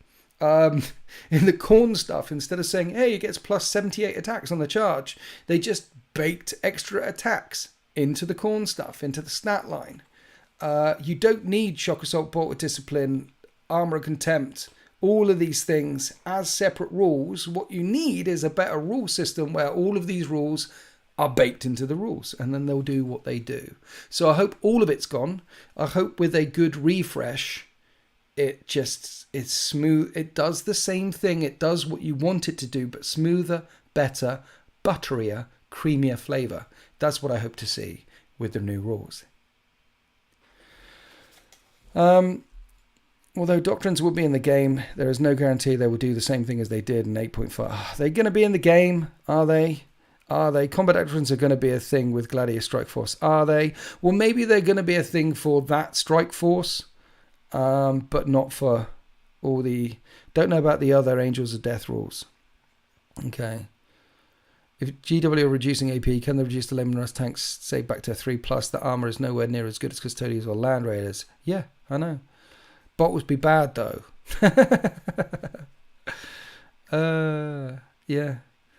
Hey Winters, great to see you. Hope you're doing well. Well, Aero, thanks for asking. I mentioned earlier on in the stream, but my bowel movements recently... I'm fine, actually. I'm absolutely fine. But my bowel movements, honestly, it's like stamping on a tube of moisturizer. It's quite bad at the moment. And it smells like a dead cat. Apart from that, apart from pebble dashing the toilet every morning, I'm good. How are you?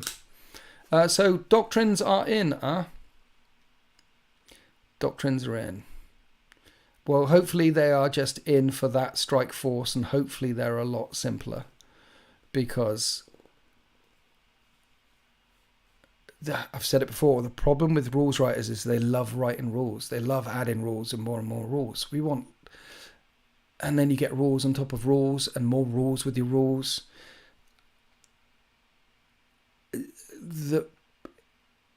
If they could make as many of those rules boil into the stat line as possible to have the similar or same effect, then they should do that. Why's your bowel movement? I don't know. Hoping next week sees them move from Marines to focus more on NID reveals. Yeah, I'm sure over the yeah, I mean, we're going to have the poster boy, the Marines be used to explain to us, here's a data sheet. Here's what leadership does. Here's what the morale phase is. They're going to use Marines to explain all these things to us. Bear in mind that the new edition is coming out sometime in June, probably the 23rd. And then throughout most of May, they'll be using Tyranids. And I'm sure other data sheets as well will slide in there every now and then. I wouldn't be surprised if they show us the old versus new Lions data sheet. Like, hey, here's Lion in 9th edition. Here's Lion in 10th edition. I'm itching to see how they treat my Templars. We'll have to wait another 20 years for a Codex. Hope not. Yeah, it's going to be very interesting to see how they do sub-factions, isn't it? Very interesting. I hope any faction bonuses come with a negative, like the Templar Vows. Yeah. Did you see that they said the full game would be available to play at Fest? I saw that they said that there'd be play testing. Yes, so at Warhammer Fest, get your chance to play. I mean, they have done this before, like at the Horus Heresy, they did this. So at the Horus Heresy launch event, you go in and there'll be models and there'll be all the explosions and penguins and things, loads of exciting things. And there'll be some Games Workshop staffers there, and there'll be some lump of terrain, and they'll have the starter box set. So that's what we're going to get from Warhammer Fest. It's like, OMG, this is what's in the starter box set, and there'll be pictures of it all over the Instagrams. And you'll be able to rock up and you'll be able to play with a Games Workshop staffer showing you the rules of how to play it using the box. And they've done that before. Did it in 8th, did it in Horus Heresy, did it in... So we'll get a good example of the rules with the starter box set. And no one will know anything about all the other stuff. So... Play Ultramarines, you always get a faction Codex. Yeah, but because of Codex creep, your army 80% of the time is the weakest army. 80% of the time. Bear in mind at 8th or 9th, they were very aware that their poster boy army and the one that all the little Timmy plays was getting weaker and weaker and weaker. Hence Bolt of Discipline, hence Fury, hence all the other things that they brought in to try and make Space Marines good. But yeah, trust me, as a Space Marine player that has... I mean, I first started playing competitively in 4th. Space Marines are not the army to choose. You might get stuff first, but your army will be the weakest army most of the time. Dark Angels were terrible forever and ever. Until they got Prescience in 8th edition, or in 7th. Suddenly Dark Angels, but they were awful for a long time.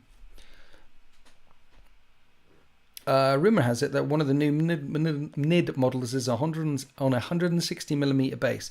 Yeah, High Fleet Murder. You are going to get a new centerpiece model for Tyranids. By centerpiece model, what do I mean?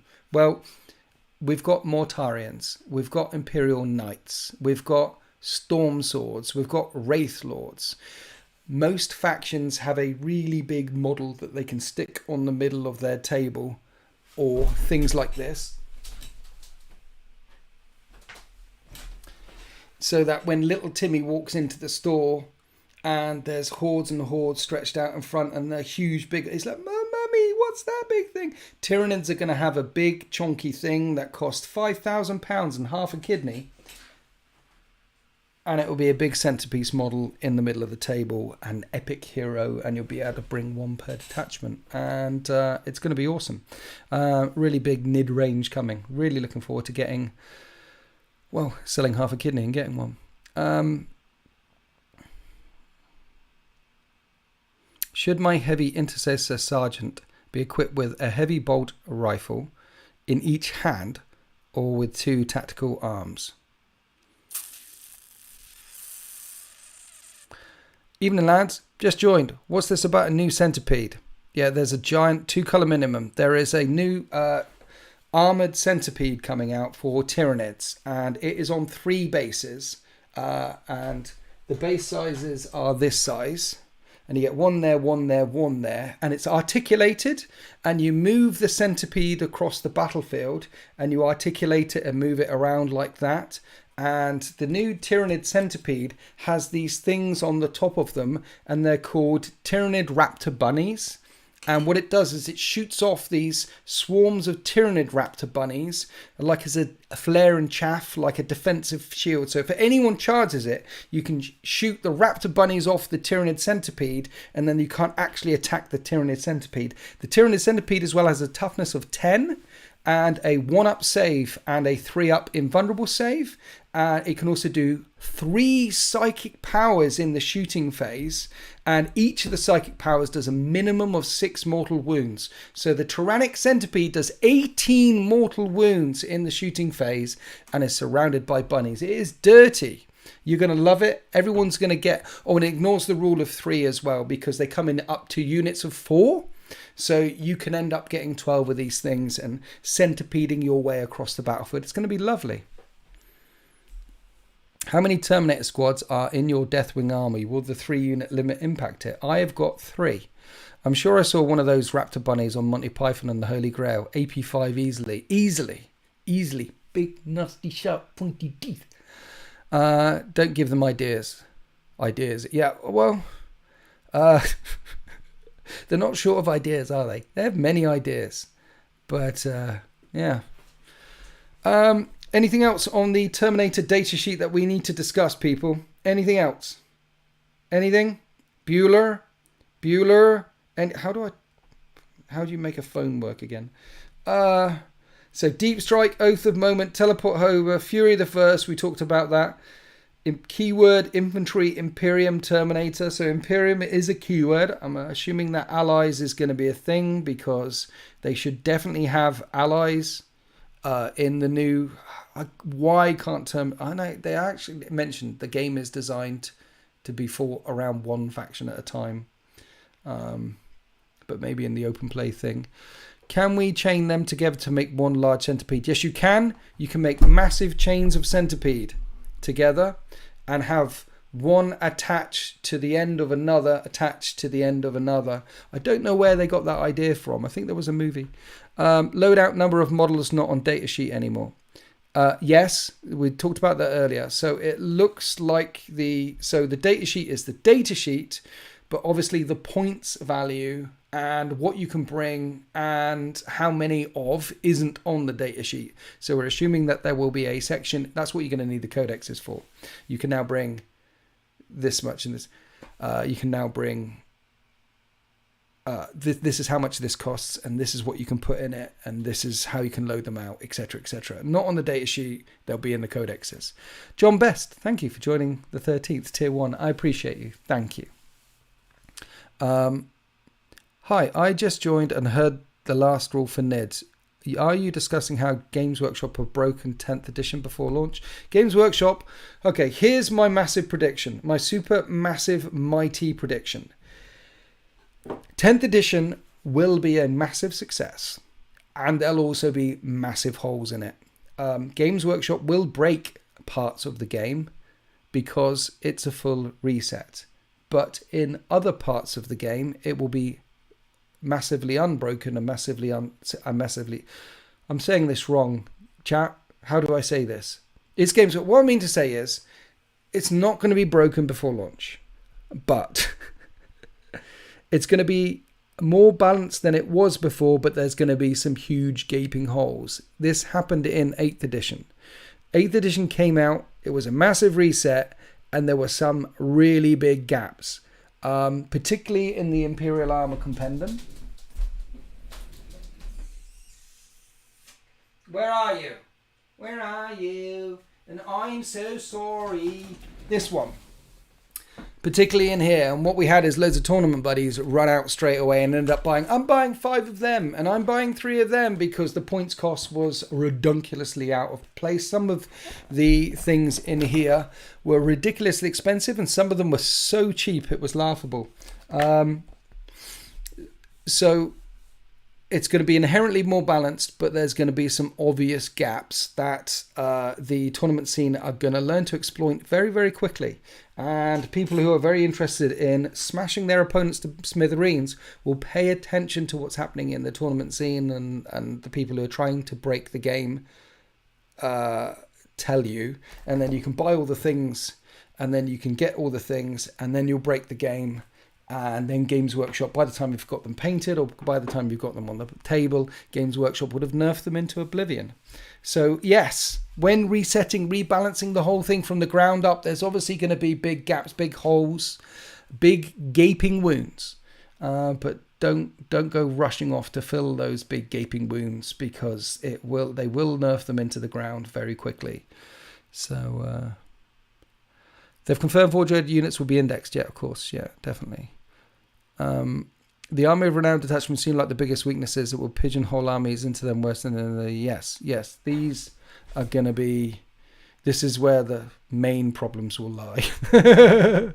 We may see Horus Heresy units actually get support now. Games Workshop has the plastics to sell.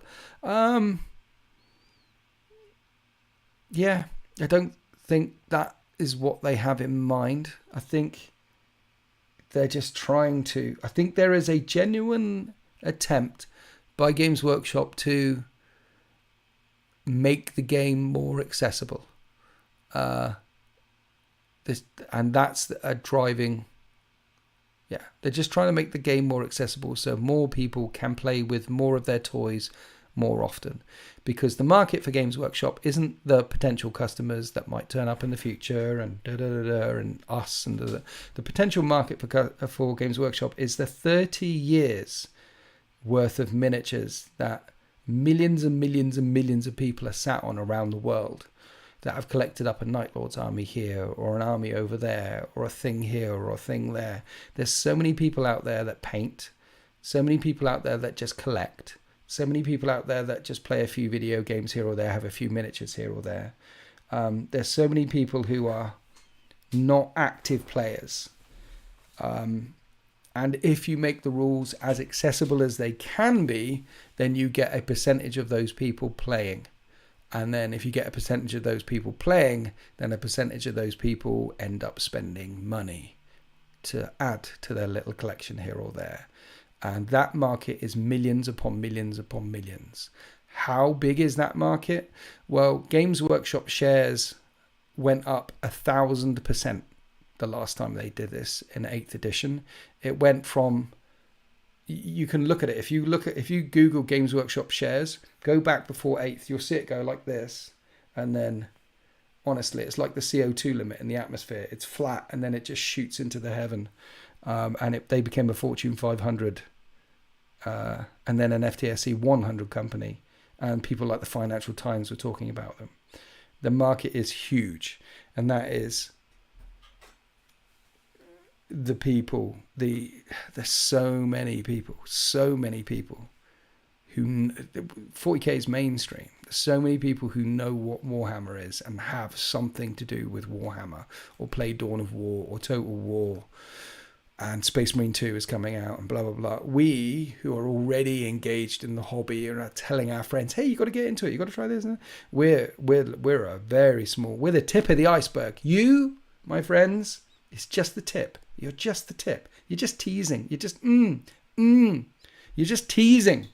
There's so much more ready to plunge in there.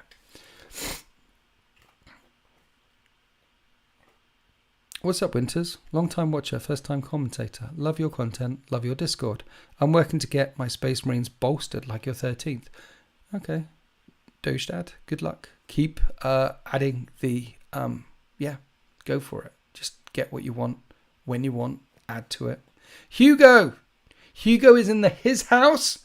Hugo, thank you for gifting 5 memberships. I really appreciate you.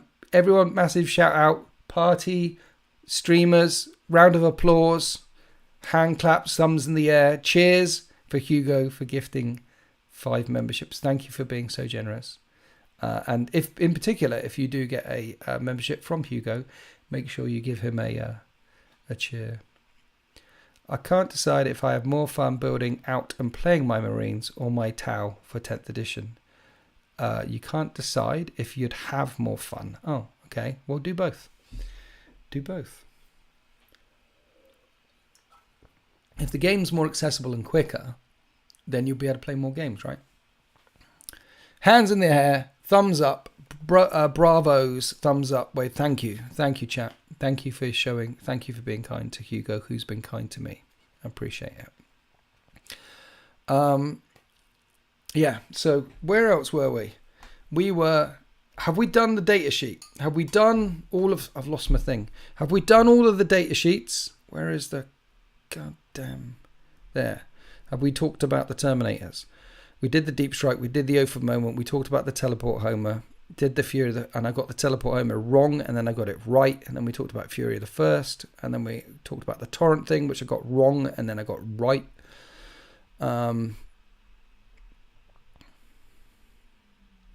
Yeah, I think we covered the Terminator data sheet in full. The main things that stand out to me are the increased toughness and invulnerable save. They're going to feel significantly tankier on the battlefield. That 4-up in Vun is huge. Saving a third of their saves to saving half of their saves with the Invun, that's huge. And toughness, the difference between toughness 4 and toughness 5 over the course of a battle is huge. And the other main things is their ability to hit as well, without, because they never suffer ballistic skill, weapon skill modifiers, or to hit modifiers. Their ability to hit back has gone up. So Terminators are going to be good. And I love the fact that it's boiled into the datasheet rather than having another rule and another rule and another rule. They've boiled it into the datasheet, which is good. The one thing missing, of course, from the datasheet is how do you load them up? Where do you load them up? Blah, blah, blah. How much of this weapon? How much of that weapon? And that's all going to be in the Codex, what you can do and how you can load them, etc. Hopefully, they'll set a baseline balance point. They certainly can, but will they? It happened once in 6th edition fantasy, and it killed Codex creep for an edition. It came back, but still. Yeah, one of the ways they could kill Archimedes, Codex creep, is quite simple. They mentioned in, I forget where they mentioned it, but one of the problems with the League of Votan Codex was that it was balanced against the most recent Tyranid and Harlequin codexes. So in the apology from Games Workshop about how fucked the Votan Codex was, was an admission about how they play test codexes. And basically a codex gets released, and then more codexes, then codex, and then each codex is typically play tested around the codexes around it. What they should do is, say Space Marines and what's coming out? Space Marines and Tyranids are coming out in 10th edition. Those are the launch codexes. Then every single codex that comes out in 10th edition should be play tested against the Tyranids and the Space Marine codex, against them all the time, to try and achieve a 50-50 win rate all the time against those codex. And then that helps prevent codex creep, because, yeah, don't play test the next codex against the next best codex. Play test the codexes against the launch codexes all the time, and that helps remove codex creep. But they don't do that. They should do that. Dave Meekin, thank you for your super chat. I appreciate it. Thanks for keeping me entertained with your bat reps and lore. Oh, thank you, Dave. Big heart. Celebrate the first super chat from Dave Meek. I don't know how to do that. What is this? What is this telling me? What is YouTube trying to tell me? But no, I really appreciate your donation. Thank you. YouTube's trying to tell me to do something with that, and I've moved the mouse over here and I don't know what to do with that. But thank you for your... I appreciate you, fam. I love Heresy as everything was released at once and there are no codexes. Well, there are. Seems a lot more stable, even though some legions are, of course, better than others. Yes, I love Heresy too. I think Heresy is awesome. I'm really enjoying it. I think one of the reasons why it's a lot more stable is because it tends to be inherently more balanced. Because almost, I mean, you've got Guard and you've got the Solar Auxilia, you've got Custodes, you've got other, and Mechanicum. But generally speaking, it's Space Marines on Space Marines with the same weapons. The way they deploy them, the rights of war, the way you deploy armies, and the faction-specific rules change, but the stuff that they have is the same. So it's inherently a lot more balanced than 10th. So it's inherently more stable than 10th. 2 pickles. I made it! Hope we can use Renegade Military and Legionaries in the right ratios. More chaff than elites. Yeah. Woe Winters, just watched the 4-player free-for-all battle reports. One of my new favourite battle reports. Johnny That One Dude. Well, thank you, Johnny That One Dude. I hope you enjoyed anyone else watched the 4-player one? That was a hard... 4-player ones are hard to film. By the end of it, my brain was mush. And hopefully you've jumped across to give Command Battle Win a sub. Because they're nice guys. I mean, they started in the hobby and they're literally new in the hobby and new on YouTube, and they're collecting stuff and discovering stuff. It made me remember when I was a wee little baby crawling around the toilet bowl of life, trying to make my way in the world, and where to start and which Space Marine and which thing, and do I get that, and how do I paint that, and how does that interact? I didn't have any idea of the scale at which I was falling into, and I can see that young impressionistic, I can see their innocence in them. Their eyes are still sparkly. They still have hope.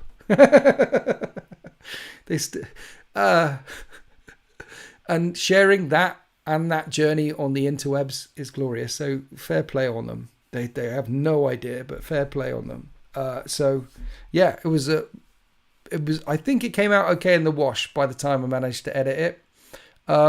But yeah, that was a long day, and my brain at the end was a bit mushy, but I very much enjoyed playing with them. They're good boys. Did anyone else watch? When I was a young whippersnapper, I know.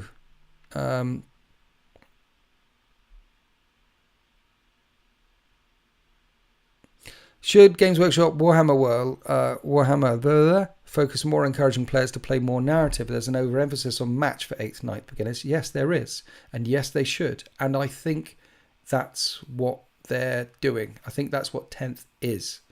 A focus on... Yeah, I think that's what they're doing.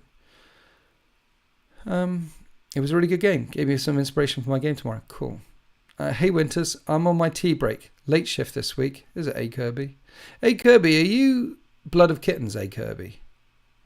Philip Freeman. Hi everyone.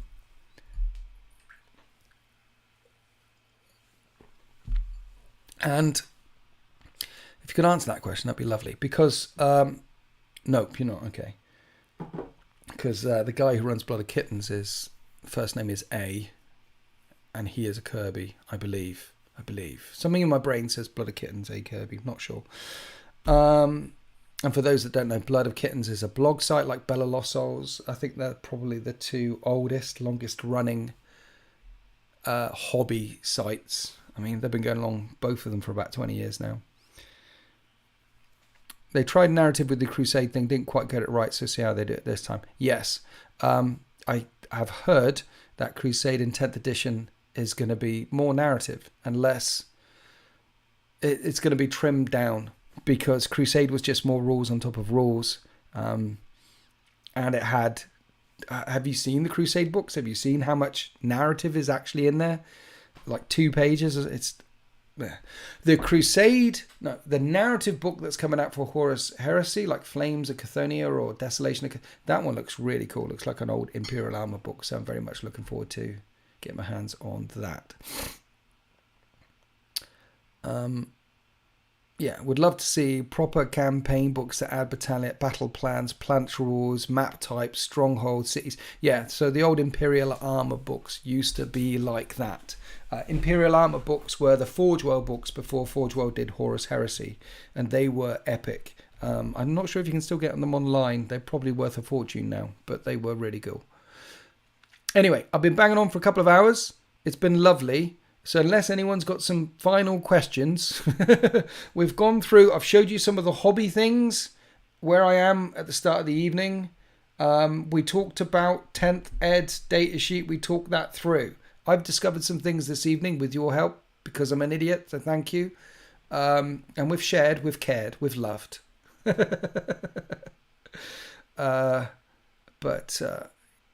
my brain is beginning to stun lock up a little bit now. It's beginning to flashbang a bit. See this thing. Where have I got that from? Because I never said those. I watched a bit of Tim the Tatman beforehand because it's his birthday stream, so I thought I'd get in there. And he said, and I thought that was funny. So, final question: what is the terminal velocity of a swallow? African or European? And on that bombshell, thanks for coming. Be good to each other. Drop dice don't count. And happy wargaming.